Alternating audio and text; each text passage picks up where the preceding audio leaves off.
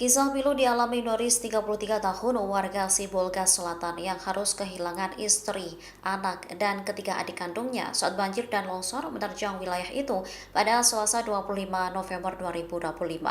Diakui Doris, dirinya selamat setelah diminta sang istri menunaikan sholat maghrib di masjid. Doris menceritakan hujan lebat telah mengguyur kawasan tempat tinggalnya selama 2 hari sebelum kejadian. Namun saat tanah longsor terjadi, hujan sudah reda. Menjelang waktu maghrib, Doris diminta istrinya untuk pergi ke masjid yang letaknya tidak jauh dari rumah mereka. Ia kemudian mengindahkan permintaan istri, kemudian berangkat ke masjid. Setelah selesai sholat, Doris mendengar suara dentuman keras yang awalnya ia kira petir. Download Tribun X sekarang, menghadirkan lokal menjadi Indonesia.